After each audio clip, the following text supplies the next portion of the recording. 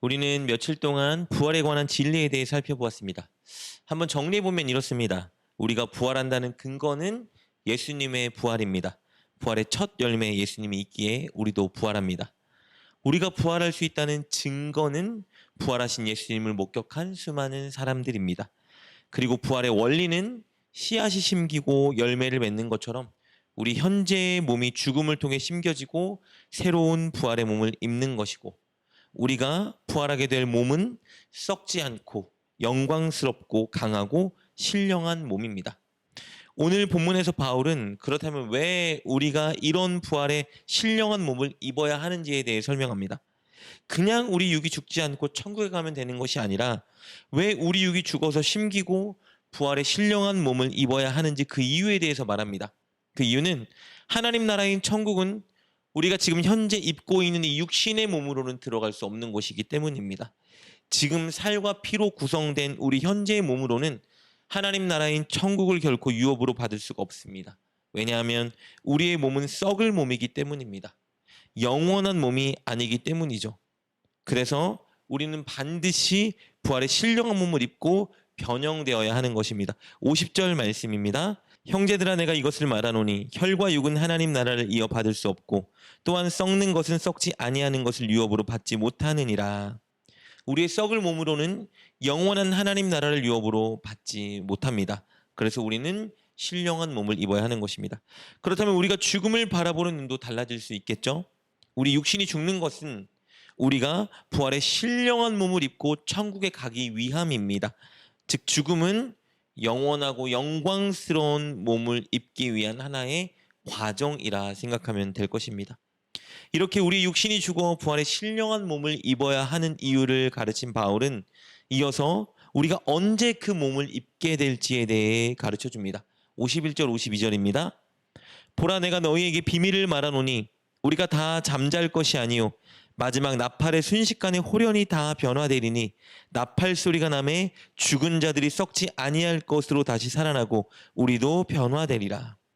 우리 몸은 예수님께서 이 땅에 재림하시는 그때의 부활의 몸으로 급격하게 변형되게 될 것입니다. 바울은 예수님이 재림할 때 어떤 일이 일어나는지 우리에게 가르쳐주고 있습니다. 주님이 이 땅에 재림하실 때 먼저는 모두가 들을 수 있는 큰 호령 소리와 함께 나팔 소리가 울려 퍼집니다. 그리고 그 나팔 소리가 울려 퍼지는 그 순간 우리에게 부활의 신령한 몸이 입혀지게 됩니다. 예수님 재림 전에 이미 죽었던 믿음의 사람들은 무덤에서 다시 살아나 부활의 몸을 입을 것이고, 재림하는 순간에도 여전히 살아있는 자들은 마찬가지로 순식간에 부활의 몸을 덧입게 될 것입니다. 바울은 이 부활의 몸을 입는 것을 이렇게 묘사합니다. 53절 54절입니다. 이 썩을 것이 반드시 썩지 아니할 것을 입겠고 이 죽을 것이 죽지 아니함을 입으리로다. 이 썩을 것이 썩지 아니함을 입고 이 죽을 것이 죽지 아니함을 입을 때에는 사망을 삼키고 이기리라고 기록된 말씀이 이루어지리라. 썩을 것인 우리 이 몸이 이제 썩지 아니할 부활의 신령한 몸을 입게 될 것이다 말하고 있습니다. 그리고 썩지 아니할 몸을 입기 때문에 우리는 사망을 극복하게 됩니다. 사망은 인간이라면 누구도 피할 수 없는 운명입니다. 왜냐하면 우리는 태어나는 순간부터 사망이라는 운명을 물려받고 태어나기 때문입니다. 모두가 다 죽습니다. 이 사망이라는 세력은 이 땅에서 주인 노릇하며 우리를 지배해 왔습니다. 어떻게 우리를 지배해 왔는지 다음과 같습니다. 56절입니다. 사망이 쏘는 것은 죄요 죄의 권능은 율법이라. 우리가 사망하게 된 원인은 바로 죄 때문입니다. 죄는 하나님의 말씀인 율법을 어긴 것이죠. 오해하면 안 되는 것은 율법 자체가 악한 것은 아닙니다. 율법이 우리를 죄짓게 만드는 것도 아닙니다. 다만 율법은 우리가 죄를 짓고 있다는 사실, 우리가 죄인이라는 그 사실을 낱낱이 드러내 줍니다. 사실 율법이 없었다면 우리는 죄인으로 정죄받지 않습니다. 우리 안에 죄도 발견하지 못할 거예요. 예를 들어 교통법이 없을 때에는 사람들이 과속 운전을 하건 신호 위반을 하건 음주 운전을 하건 나쁜 것인지는 알지만 죄라고 생각하지 않습니다. 그러나 교통법이 생기고 나면 그런 행위들은 이제 다 위법이 되는 것이죠. 법이 제정된 후에는 그런 행위를 하면 반드시 처벌을 받게 됩니다. 율법도 마찬가지입니다. 하나님께서 우리에게 하나님 백성답게 살아가야 될 법을 제정해 주시지 않았더라면 우리는 정죄받지 않겠죠. 그러나 우리에게 마땅히 해야 될 일, 그리고 하지 말아야 할 일, 이것에 관한 율법을 주셨습니다. 이 율법을 범하면 죄를 짓는 것이고 우리는 처벌을 받아야 합니다. 그런데 사단이 이 율법을 사용하여 우리를 정죄받고 심판받도록 만들고 있습니다. 하나님이 금기한 율법을 우리가 어기도록 우리를 유혹하여 우리가 죄짓게 만듭니다. 그래서 결국 우리가 율법을 어기게 되고 어겼기 때문에 사망이 우리에게 틈타게 되는 것이죠. 이렇게 사단은 율법을 이용하여 우리를 유혹했고 죄짓게 만들었고 사망하게 만들었습니다. 그런데 부활의 신령한 몸을 입는 순간 사망의 모든 권세와 능력은 우리에게서 사라집니다. 55절 말씀입니다. 사망아 너의 승리가 어디 있느냐? 사망아 내가 쏘는 것이 어디 있느냐? 이 말씀은 호세아 13장 14절의 예언 말씀입니다. 주님이 재림할 때 그리고 우리가 부활할 때 이 말씀이 온전히 성취됩니다. 우리는 부활의 신령한 몸, 그것을 입었기 때문에, 영원한 몸을 입었기 때문에 사망은 더 이상 우리를 지배하지 못하게 될 것입니다. 우리는 영원히 천국에서 살게 됩니다. 그런데 이것이 그냥 이루어진 것은 아니죠. 바로 예수님의 공로와 은혜 덕분에 이루어지는 일입니다. 57절 말씀이요. 우리 주 예수 그리스도로 말미암아 우리에게 승리를 주신 하나님께 감사하노니. 예수님께서 우리가 죄 지은 결과 받아야 하는 그 운명인 사망을 대신 짊어지셨습니다. 우리 대신 죽으셨어요. 그리고 율법을 다 이루시고 이제는 부활하셔서 완전히 사망을 제압하셨습니다.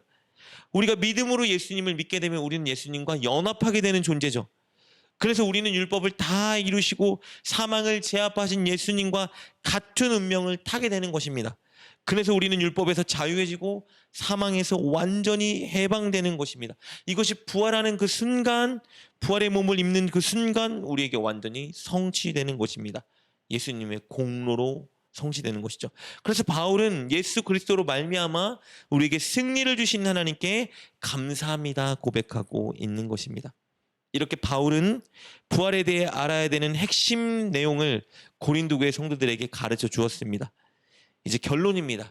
그렇다면 바울은 왜 부활에 관한 이 모든 진리를 그들에게 가르쳐 준 것일까? 왜냐하면 오늘을 살아가는 그들이 바로 오늘 주의 일에 힘쓰는 자로 살아가게 하기 위해서입니다. 58절 말씀입니다.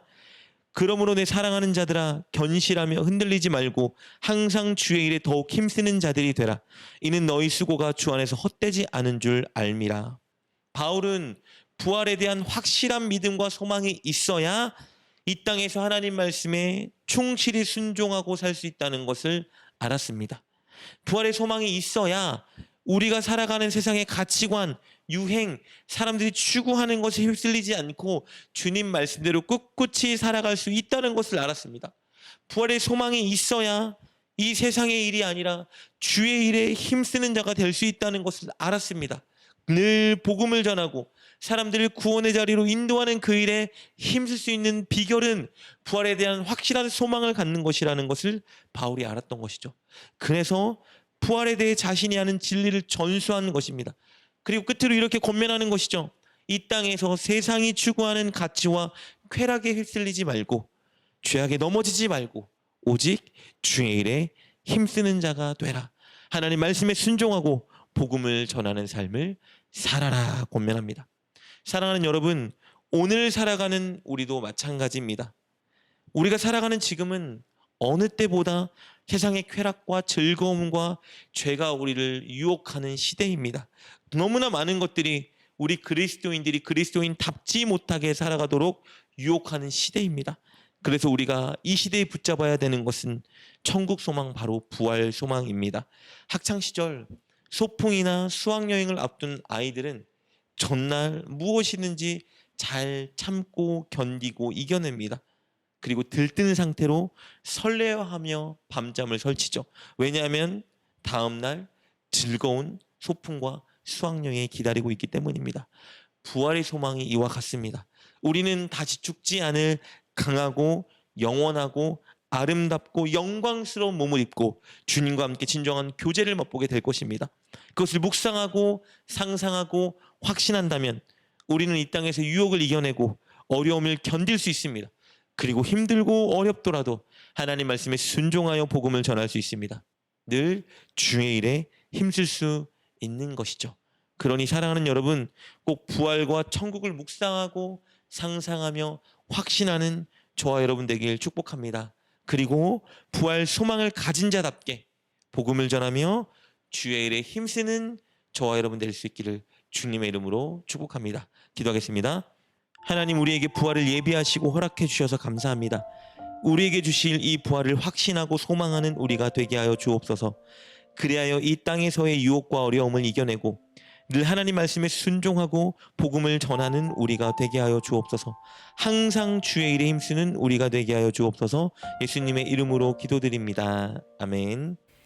오늘 말씀을 통해 깨닫고 결단한 것은 무엇입니까? 그것을 붙들고 하나님께 기도합시다. 그리고 그렇게 실천하며 하루를 살아가는 여러분 되시길 주님의 이름으로 축복합니다.